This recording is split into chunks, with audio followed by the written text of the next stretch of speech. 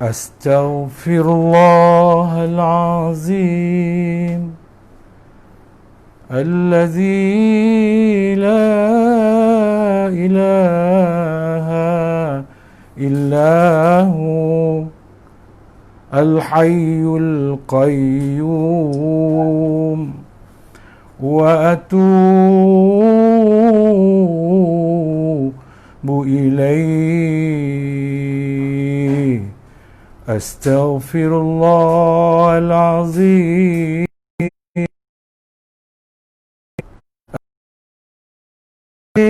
لا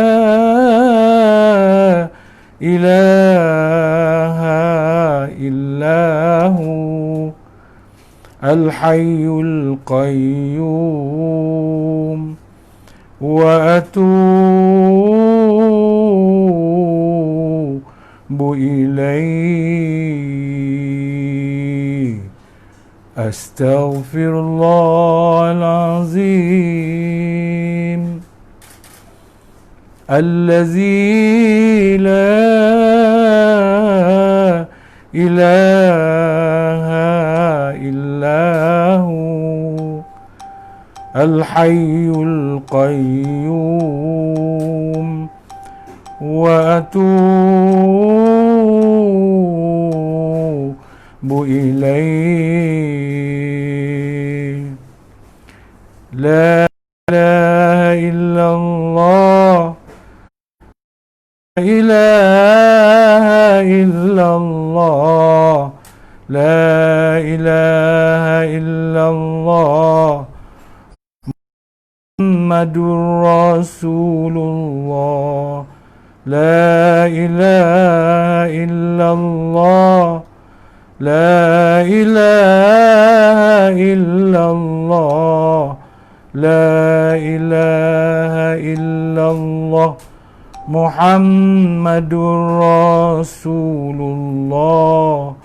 لا إله إلا الله لا إله الله لا إله إلا الله محمد رسول الله. يا الله يا الله يا الله يا الله يا الله يا الله يا الله يا الله. لا إله إلا الله لا إله إلا الله لا إله إلا الله محمد رسول الله. لا إله إلا الله لا إله إلا الله لا إله إلا الله محمد رسول الله. يا الله يا الله يا الله يا الله يا الله يا الله يا الله يا الله.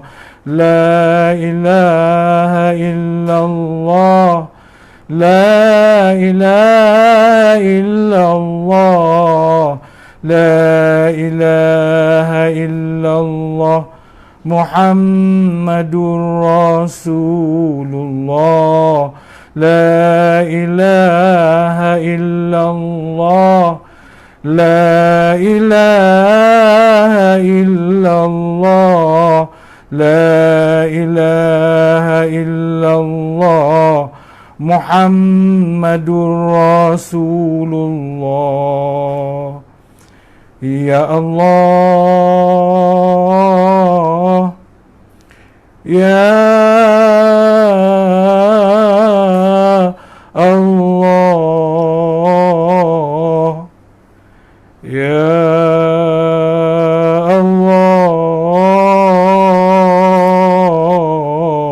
الله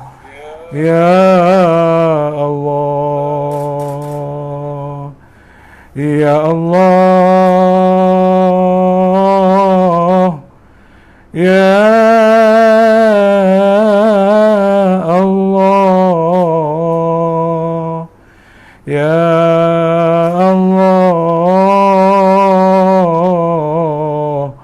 Ya Allah. Tubna ila Allah wa raja'na ila Allah. Tubna ila Allah wa raja'na ila Allah wa nadimna ala ma fa'alna. Tubna ila Allah wa raja'na ila Allah wa raja'na ila Allah wa nadimna ala ma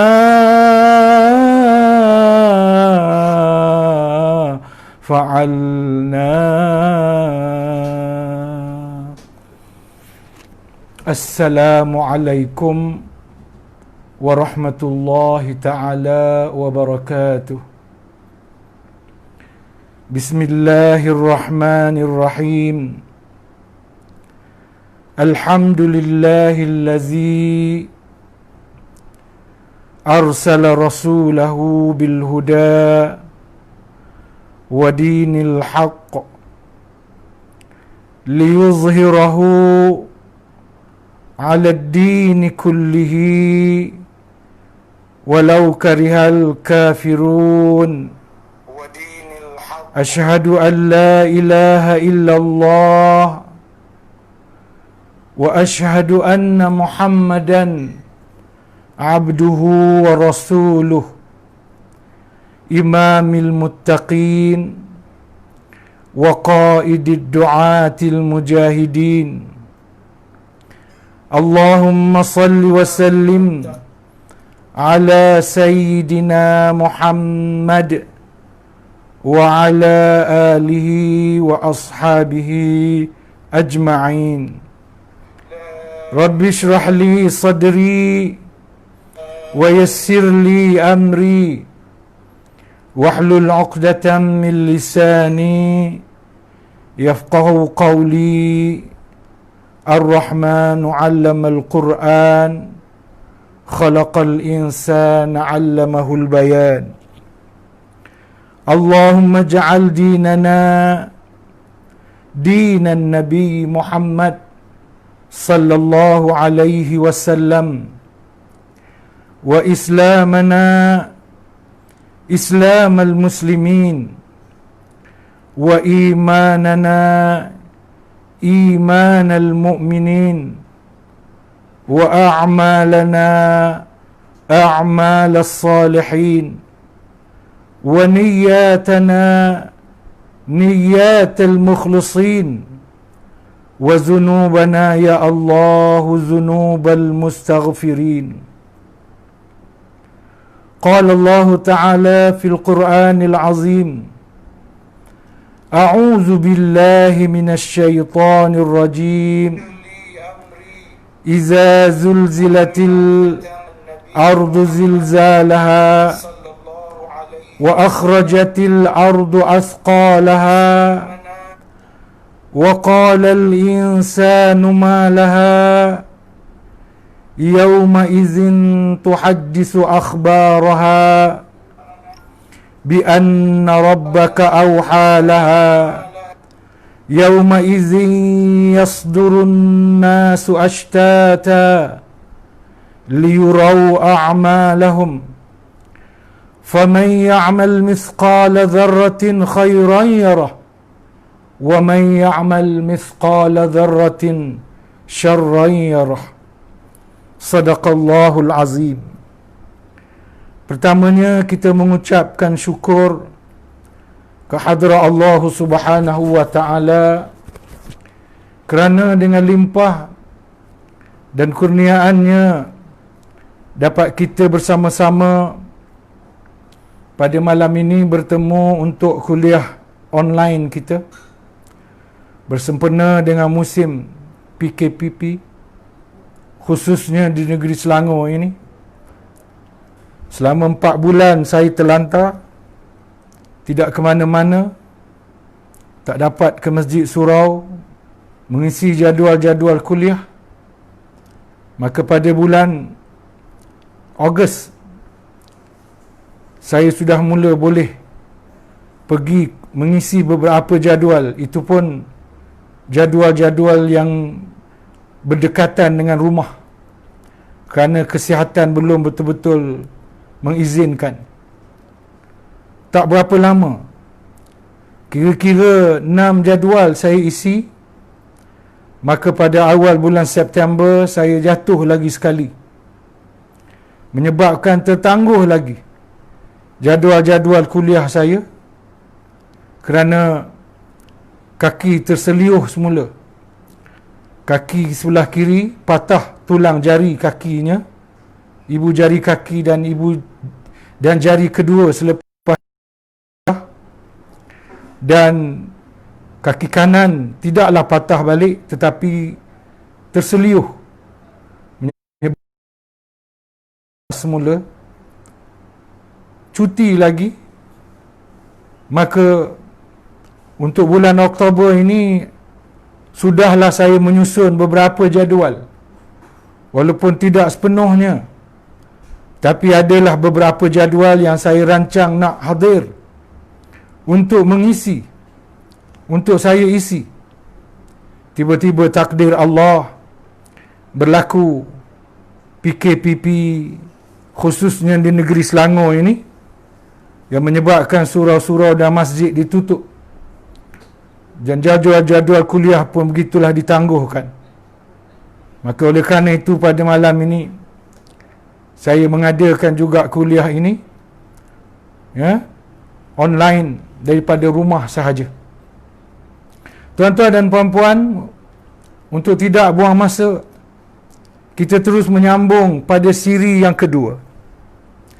Kita di dalam modul memesrai warkah kekasih agung. Memesrai warkah kekasih agung, iaitu warkah yang ke-99, iaitu dinamakan oleh Allah Subhanahu wa taala sebagai surah Az-Zalzalah. Pada pertemuan yang lalu, iaitu siri pertama, kita telah membaca sebahagian penafsiran ayat 1 ini. Sehinggalah kita berhenti di suatu tempat. Bagi mereka yang sebagaimana saya ada tulis catatkan di web tu, ya, tuan-tuan boleh klik link untuk dapatkan nota ceramah saya. Ya, kalau tuan-tuan buka nota ceramah saya tu, ya, maka ia sebenarnya adalah blog saya bekal selepas mati. Dan tuan-tuan buka lah surah Az-Zalzalah ayat 1 hingga 4. Tajuk dia surah Az-Zalzalah ayat 1 hingga 4. Ataupun kalau tuan-tuan klik tekan link tu, dia akan terus keluar, ya, surah Az-Zalzalah ayat 1 hingga 4 ini. Dalam siri yang pertama, kita telah membaca tafsiran para ulama berkenaan dengan ayat 1 ini, dan kita berhenti Tuan-tuan scroll, ya, tuan-tuan scroll laman tu, sampailah tuan-tuan jumpa tarikh. Ya, ada satu catatan di sana, dia tulis 3/9/2020 ataupun 3 hari bulan September 2020. Ya, itu adalah tarikh di mana kita berhenti baca bacaan kita, tempat kita berhenti bacaan pada siri pertama untuk memesrai warkah kekasih agung bagi warkah yang ke-99 ini. Ya, di mana kita berhenti itu silap sikit sebenarnya. Ada sikit lagi, ada satu rangkap lagi untuk menamatkan ayat pertama dan tafsiran-tafsirannya. Jadi kita sambunglah pada malam ini. Sebahagian daripada ayat pertama, Iza zulzilatil ardu zilzalaha, apabila bumi itu digoncang dengan segoncang-goncangnya. Sebahagian besar tafsiran ayat ini telah kita bacakan. Cuma ada sedikit di hujung ayat 1 ni kita tertinggal. Di bawah catatan tu 3/9/2020 tu. Ya, di mana para ulama tafsir memfokuskan, memberi pengertian ataupun penafsiran kepada perkataan zulzilat. Iza zulzilatil ardu. Lalu mereka kata makna zulzilat. Di sini ahli tafsir memberikan makna zulzilat, khususnya Ibnu Katsir. Digoncang. Bumi itu digoncang dengan goncangan yang keras. Bukan lembut. Bukan goncang lembut, tapi goncang yang keras. Sehingga digambarkan kepada manusia bahawa ia keluar dari ruangnya atau posisinya. Bumi ini digoncang sehingga ia terkeluar daripada paksinya. Maksudnya, dalam bahasa lain ataupun huraiannya, bumi itu dibanting, ataupun perkataannya ialah membantingnya atau menelangkupkannya dan mengumpulkan di tempat yang penuh dengan penderitaan. Bolehlah kita buat, kita buka beg tangan kita, ya, kita buka beg tangan kita, tuan-tuan.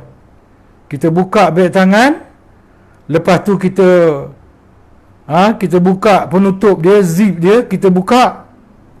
Lepas tu kita tonggengkan, goncang-goncang. Kita tonggengkan beg tu, kita goncang beg tu. Kita tonggeng, kita goncang, sehingga semua isi yang ada di dalam beg itu keluar.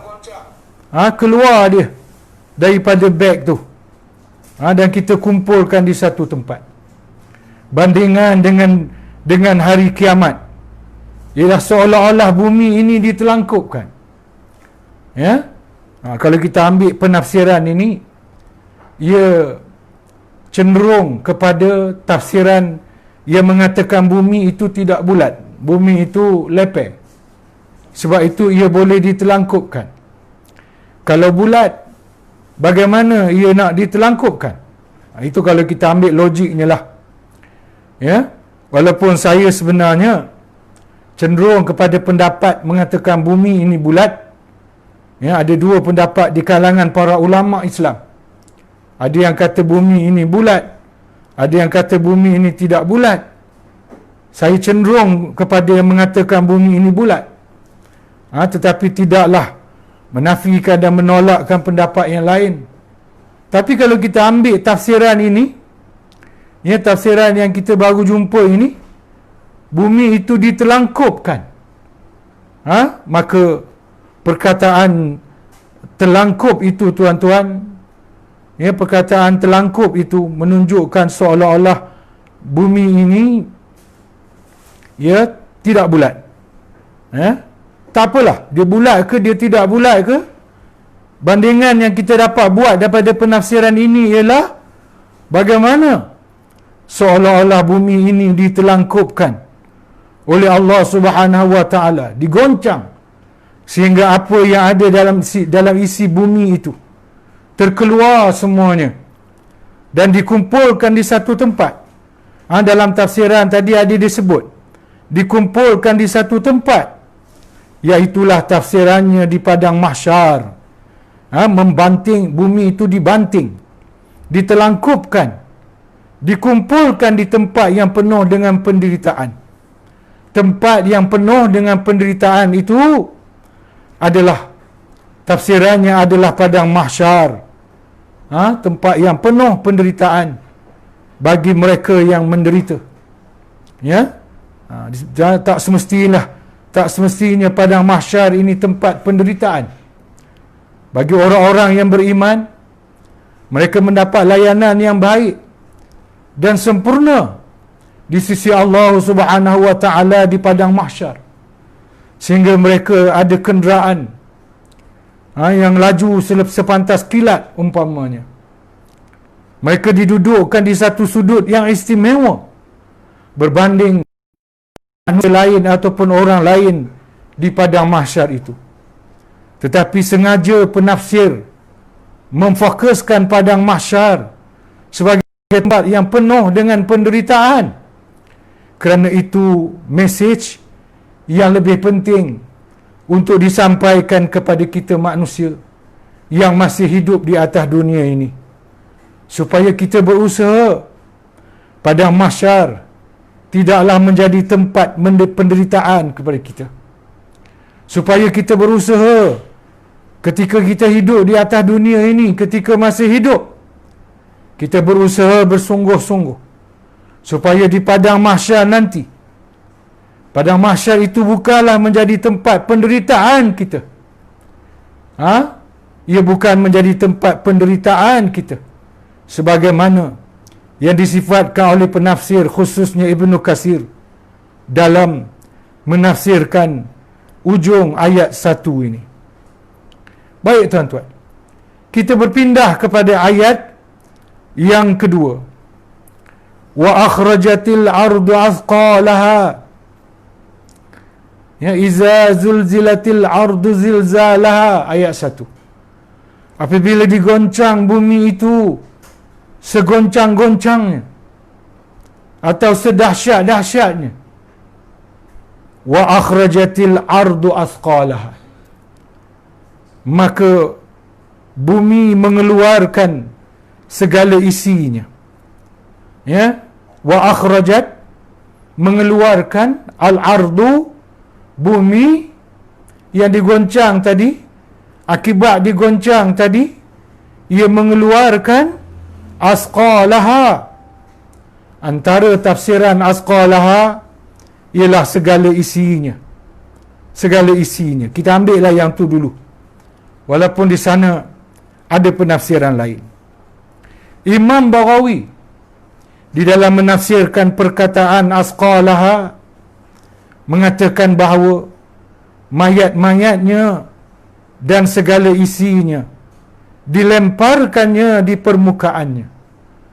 Maknanya Baghawi menafsirkan wa akhrajatil ardu asqalaha dengan makna bahawasanya akibat daripada goncangan yang dahsyat tadi, bumi mengeluarkan segala isinya.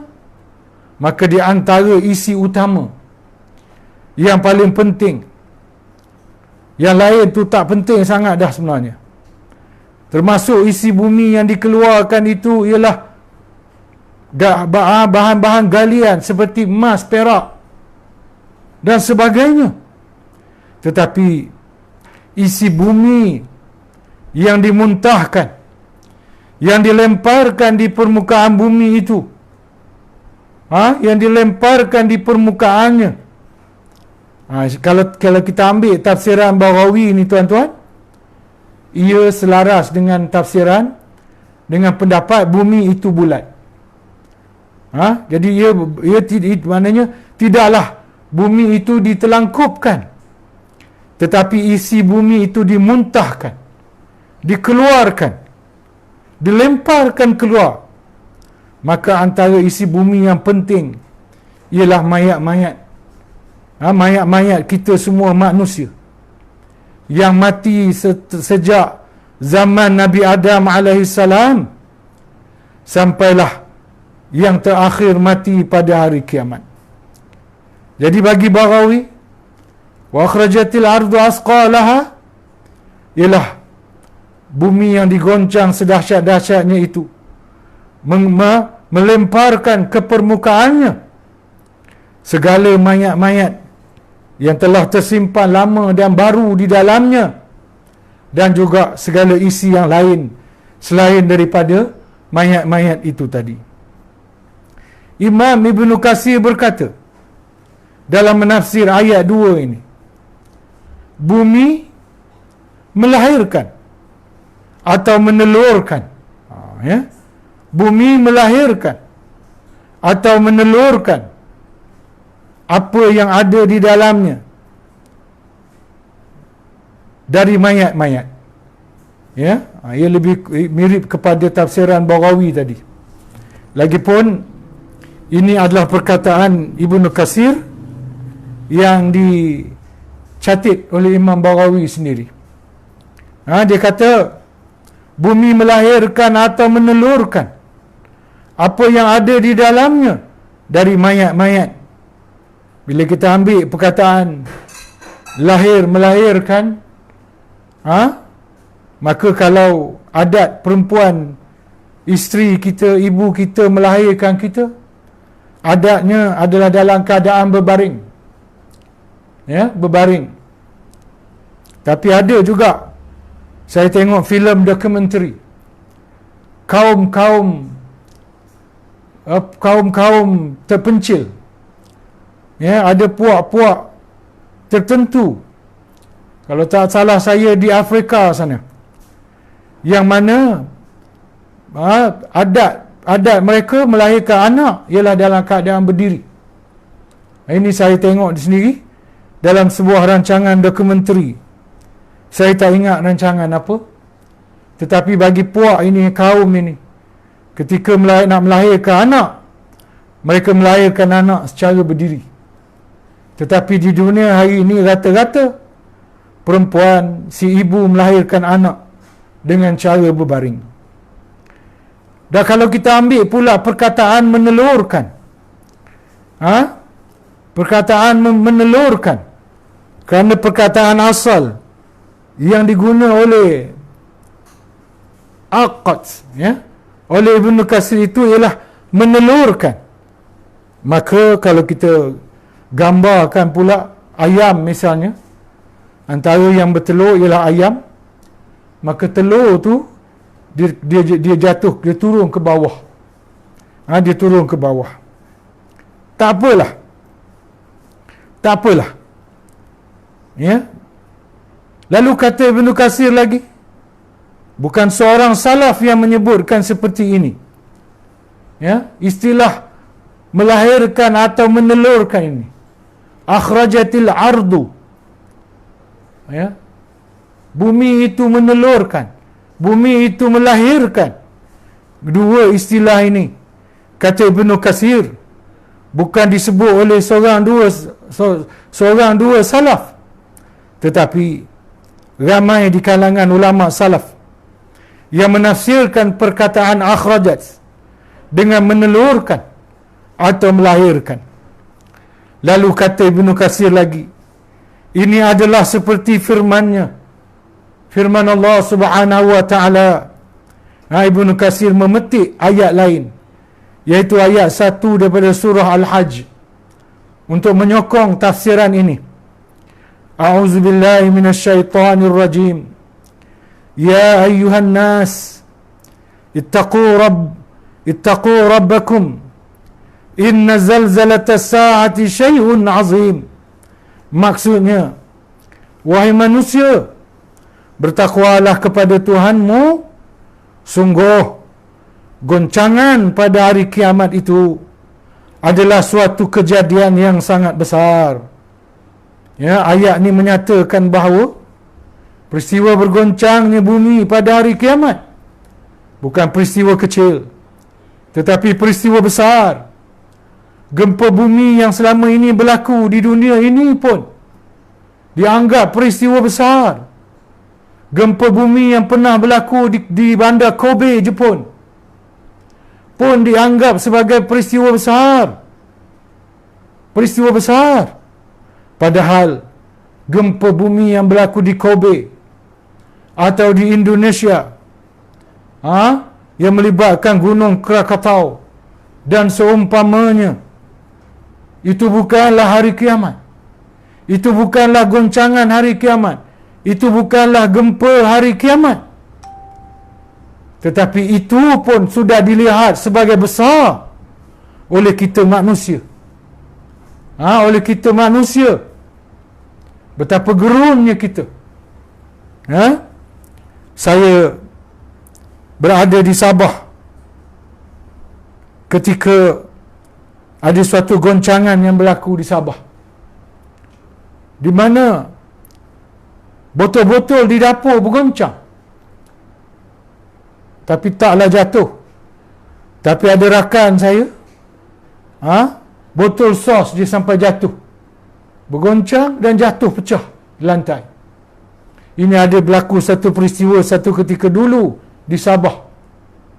Katanya berpunca daripada Gunung Kinabalu, yang pada masa itu dibimbangkan nak aktif semula, tapi alhamdulillah tidaklah ia berlaku sampai hari ini.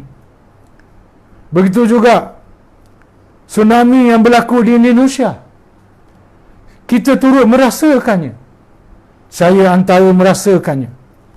Saya ingat lagi, pada malam tu saya baru balik ceramah dengan isteri saya, memandu kereta Proton Saga merah saya. Kereta lama. Saya parking, saya tarik handbrake. Saya tengok jam lebih kurang dalam pukul 11 lebih lagi tu, lebih kurang kat pukul 12. Saya masuk rumah, saya buka baju, saya baring. Masa tu saya sihat lagi, tuan-tuan. Saya baring depan TV, tengok berita. Dan di belakang saya ada kerusi dan isteri saya duduk di kerusi itu. Sedang saya baring tu, tiba-tiba saya rasa badan saya bergoyang. Mula-mula saya ingatkan saya pening. Kemudian dia bergoyang lagi sekali. Bila dia bergoyang sekali lagi, saya rasa ni bukan pening, memang bergoyang. Saya pusing ke belakang dan saya nak tanya isteri saya, dia rasa tak apa yang saya rasa? Tapi belum sempat saya tanya, saya melihat wajah isteri saya dah terkejut. Mulutnya terenganga, melopong. Saya kata, rasa tak apa yang Abang Syah rasa? Dia mengangguk. Saya kata, bangun sekarang, ambil dokumen penting, kejut anak-anak kita keluar sekarang. Sambil saya keluar tu, tuan-tuan, saya ketuk pintu-pintu jiran untuk arahan keluar. Dan ramai yang dah turun. Kami telefon bomber menasihatkan duduk di tempat lapang yang jauh daripada bangunan. Begitulah, setakat itu pun sudah dirasakan kegerunannya, sudah dirasakan kedahsyatannya. Tapi itu bukanlah goncangan yang dahsyat. Itu hanya tsunami. Itu hanya gempa bumi, yang bukan gempa kiamat. Itu hanya goncangan yang kecil, bukan kiamat. Tetapi sudah dianggap besar oleh kita. Bagaimanalah kita nak rasa perasaan kita nanti bila kita berdepan dengan goncangan kiamat. Goncangan bumi, goncangan hari kiamat.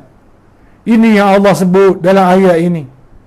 Ya ayuhan nas, ittaqu rabbakum inna zalzalata sa'ati syai'un azim. Wahai manusia, takutlah kamu kepada Tuhanmu. Sesungguhnya goncangan hari kiamat itu adalah suatu goncangan yang sangat besar. Syai'un azim.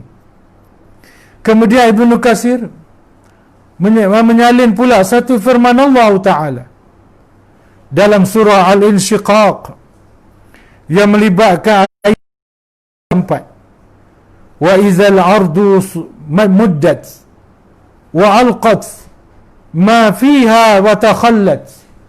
Ini kata perkataan alqat tadi. Wa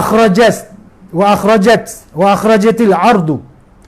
Perkataan akhrajat ardu, mengeluarkan bumi ni, tadi ditafsirkan oleh Ibnu Katsir dengan menelurkan, iaitu daripada perkataan wa alqat. Maka perkataan alqat itu bukanlah saja-saja pandai-pandai Ibnu Katsir. Ibnu Katsir bukan pandai-pandai. Sebab tu tuan-tuan, kita jangan ingat ulama tafsir ini dia suka-suka tafsir ayat Quran. Setiap kali mereka menafsirkan ayat, mereka ada nas, mereka ada dalil, dan mereka sekurang-kurangnya mereka ada hujah syar'i.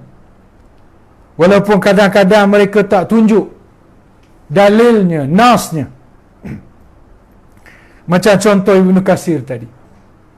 Apabila dia menafsirkan akhrajatil ardu, yang asal maknanya bumi mengeluarkan, lalu ditafsirkan dengan bumi menelurkan.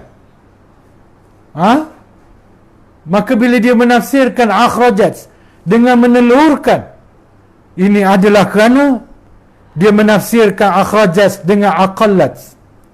Dia menafsirkan ayat 2 daripada surah Az-Zalzalah ini dengan ayat 3 dan 4, khususnya 3 daripada surah Al-Insyiqaq.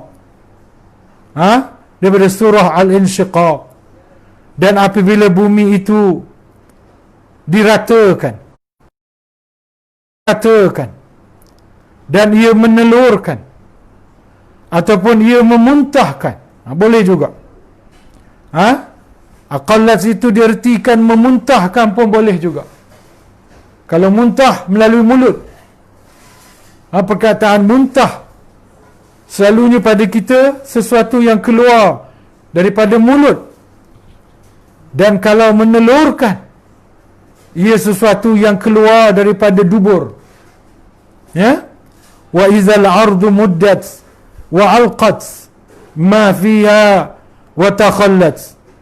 Dan apabila bumi itu diratakan dan menelurkan atau memuntahkan apa yang ada di dalamnya dan menjadi kosong. Wa takhallat, bumi itu jadi kosong. Bumi yang dalam bumi itu ada macam-macam. Ada mayat-mayat, ada emas, perak, macam-macam, besi, galian. Tetapi bila dia digoncang pada hari kiamat, dia menelurkan semua isinya, sehingga bumi itu kosong, tidak ada isi lagi. Sebagaimana disebut oleh ayat ini, wa takhallat. Wa takhallat. Berkata Muslim. Kemudian Ibnu Katsir menyalin perkataan Imam Muslim di dalam sahihnya. Haddatsana wa asil ibn Abdul A'la. حدثنا محمد بن فضيل عن أبي حازم عن أبي هريرة قال رسول الله صلى الله عليه وسلم تقي الأرض أفلاذ كبيدها أمثال الأسطوان من الذهب والفضة أو كما قال رسول الله sallallahu alaihi wasallam. Maksudnya dari Abi Hurairah radhiyallahu an, bahawa Nabi sallallahu alaihi wasallam bersabda, bumi akan memuntahkan isi perutnya emas dan perak. Bumi ini juga hadis menafsirkan ayat.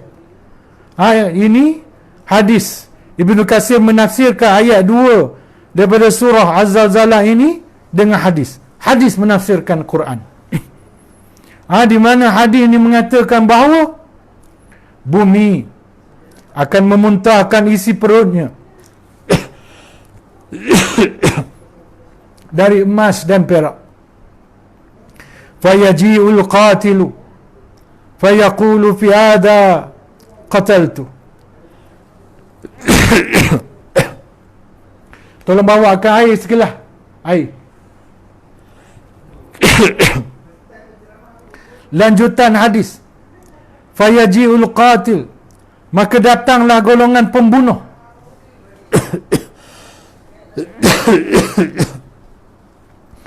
Maka pada hari kiamat itu nanti, bila bumi mengeluarkan isinya yang berupa emas dan perak, para pembunuh yang melakukan kerja membunuh masa atas dunia dulu, tuan-tuan, berkata, fi hadza qataltu. Kerana ni lah aku membunuh dulu.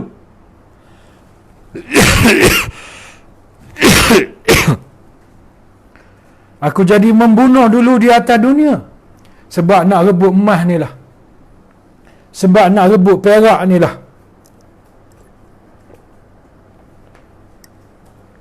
Di mana hadis ni, selain daripada nak memberitahu kepada kita bahawa antara isi bumi yang dimuntahkan pada hari kiamat ialah emas dan perak, tetapi dia juga mengingatkan kita bahawa, menyedarkan kita bahawa emas dan perak jugalah antara perkara yang merosakkan kita manusia, yang mendorong kita melakukan kejahatan, umpamanya kejahatan membunuh. Kemudian Rasulullah melanjutkan hadis, fayaji al-qati' fayaqul, maka datanglah golongan yang memutuskan hubungan di atas dunia ini. Dia suka bergaduh, bertengkar, tak bertegur siapa, bergaduh sama anak beranak, sesama adik beradik, sesama agama, sesama bangsa, sesama kaum. Mereka berkata, fi hadza qata'tu rahimi, kerana ini jugalah aku memutuskan hubungan. Tak mengaku anak, tak mengaku bapa, tak mengaku mak, tak mengaku adik-beradik, bergaduh, berperang, bercerai-berai, memfitnah sesama bangsa, sesama agama. Maka bahan perosaknya adalah emas dan perak juga. Bahan perosaknya adalah emas dan perak. Mengingatkan kita betapa bahayanya emas dan perak. Walaupun ia perkara yang diharuskan di atas muka bumi Allah ini, ia adalah perhiasan yang diharuskan, tetapi ia ada bahayanya, menyebabkan kita membuat kerosakan seperti membunuh, memutuskan silaturahim dan seumpamanya. Kemudian Nabi menyambung lagi hadisnya, fayaji wa yaji'u sariqa, maka datanglah golongan pencuri, fayaqul, dan berkata, fi hadza quti'at yadai, maka kerana inilah aku sanggup dipotong tangan dulu. Kerana emas dan perak ni lah. Di sini, tuan-tuan, perkataan Nabi ni, hadis Nabi ni bukan saja memberitahu kita antara yang dimuntahkan pada goncangan hari kiamat ialah emas dan perak, dan juga memberitahu kita bahawasanya emas dan perak ialah perkara yang bahaya, sehingga bukan saja menyebabkan orang membunuh, bukan saja menyebabkan manusia saling bergaduh, berperang antara satu sama lain, tetapi menyebabkan juga manusia mencuri, melakukan perbuatan mencuri, merampak, menyamun dan seumpamanya. Dan yang ketiga, secara tidak langsung, hadis ini memberitahu bahawa hukuman bagi si pencuri adalah potong tangan. Hadis ni secara tidak langsung. Kalau ayat Quran yang berbunyi as-sariqu was-sariqatu faqta'u aydiyahuma jazaa'an bima kasaba nakalam minallah. Ini terang-terang ayat Quran yang nak beritahu kita bahawa hukuman bagi pencuri ialah potong tangan. Namun hadis ini secara tidak langsung, walaupun bukan secara langsung tetapi secara tidak langsung, ia juga memberitahu kepada kita bahawa hukuman bagi pencuri dalam Islam ialah potong tangan. Setelah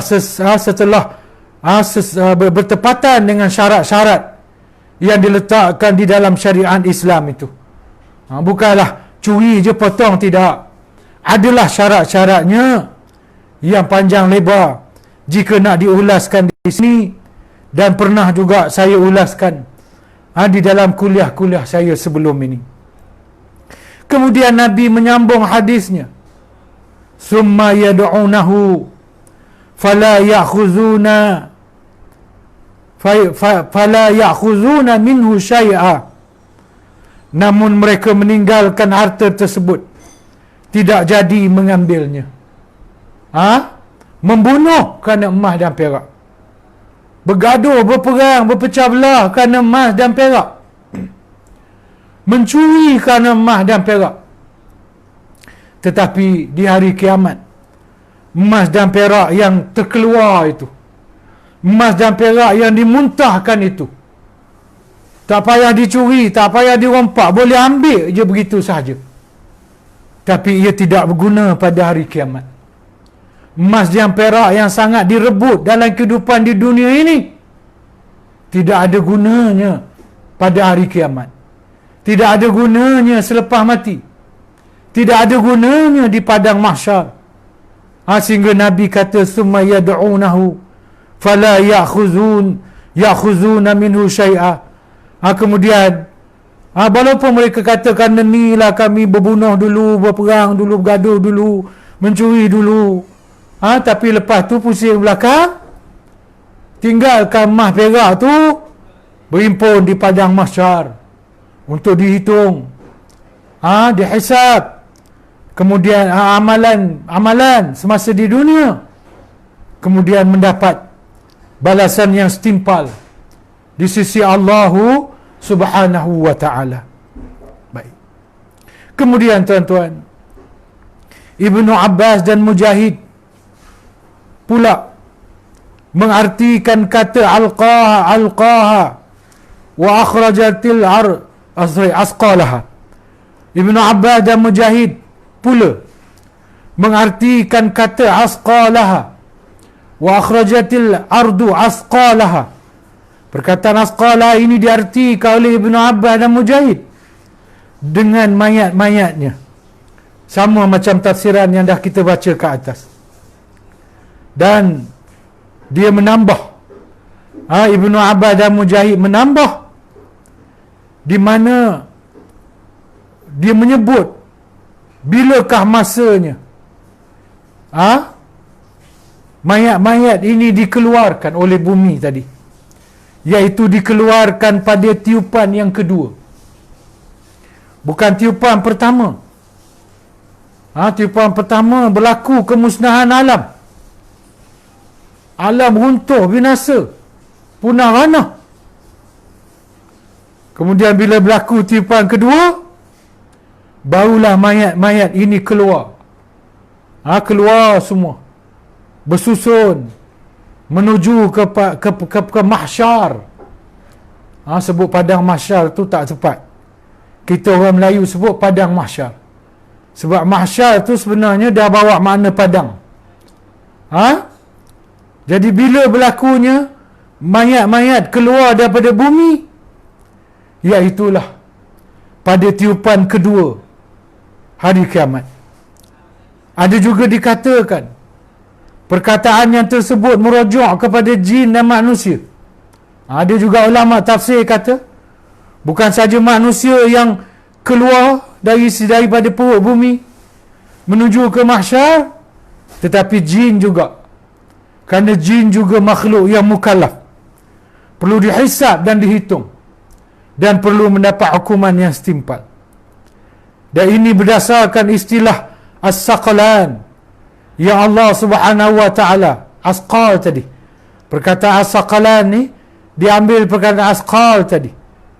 Yang Allah SWT gunakan dalam firman lain. Di mana dalam firman lain, iaitu ayat 31 surah Ar-Rahman, Allah ada berfirman dengan menyebut, sanafrughu lakum ayyuhas saqalan. Sanafrughu lakum ayyuhas saqalan.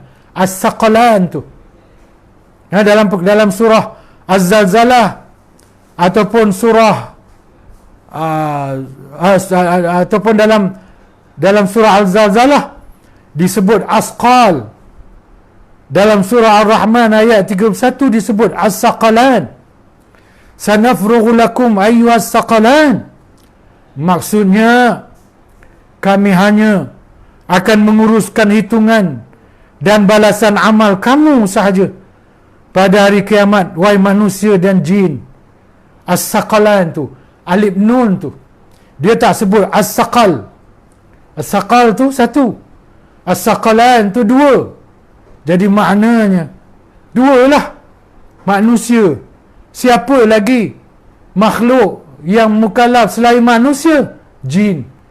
Maka sebab itu as-saqalan dalam ayat ini, ayat 31 surah Ar-Rahman ini, diartikan dengan manusia dan jin. Sanafrughu lakum ayyuhas saqalan. Kami akan uruskan hitungan penghisaban, balasan amal kamu sahaja, wahai manusia dan jin. Maknanya yang akan dihisab dan dihitung di padang mahsyar hanyalah manusia dan jin. Binatang tidak dihisab dan dihitung. Walaupun binatang juga mendapat pembalasan, sebagaimana disebut dalam sebuah hadis yang masyhur. Allah panggil dua kambing, satu yang bertanduk, satu yang tidak bertanduk. Ketika di dunia dulu, kambing yang bertanduk ini menanduk kambing yang tidak bertanduk. Allah beri kambing yang tidak bertanduk ini tanduk pada hari kiamat. Allah cabut tanduk, Allah buang tanduk pada kambing yang bertanduk. Allah suruh kambing yang tak tanduk dulu tu tanduk semula kambing yang menanduknya pada masa di dunia.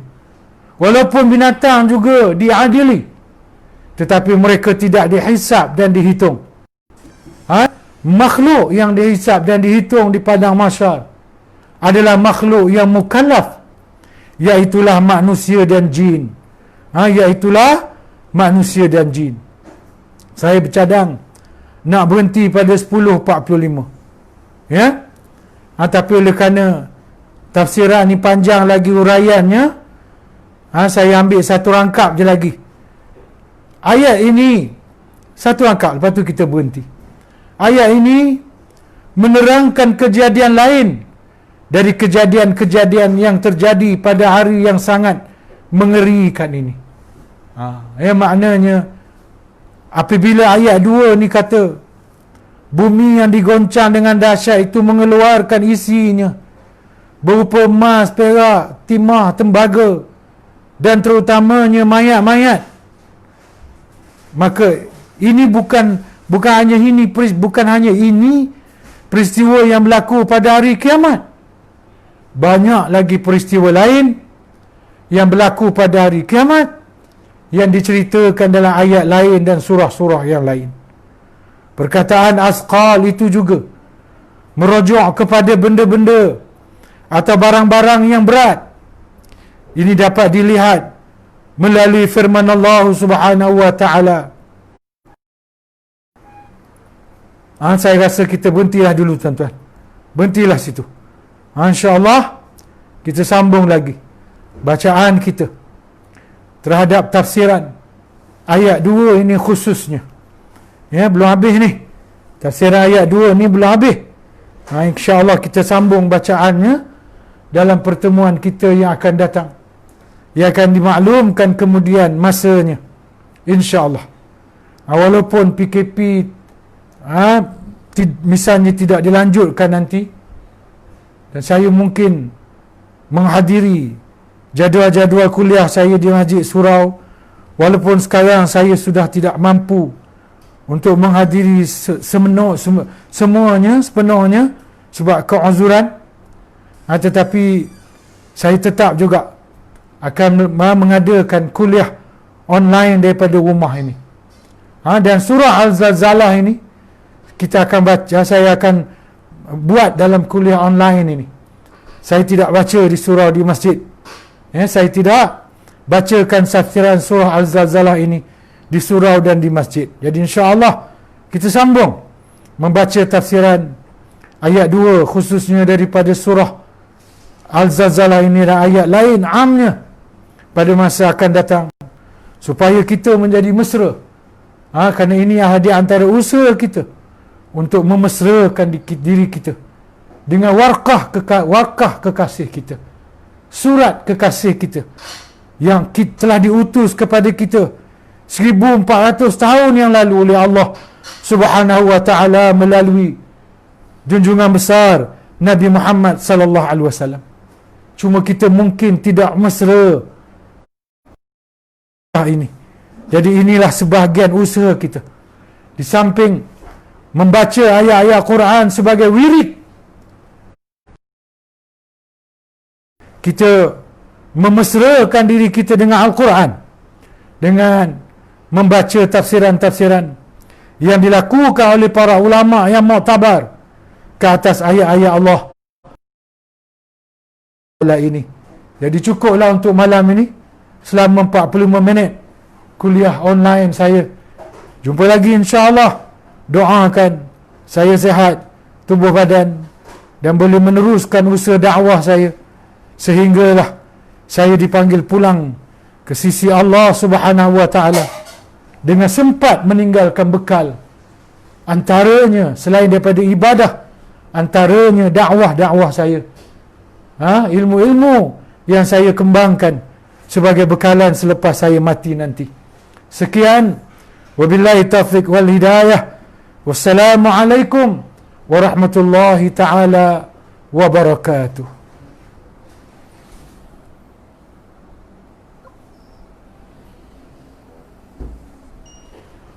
Tutup ni.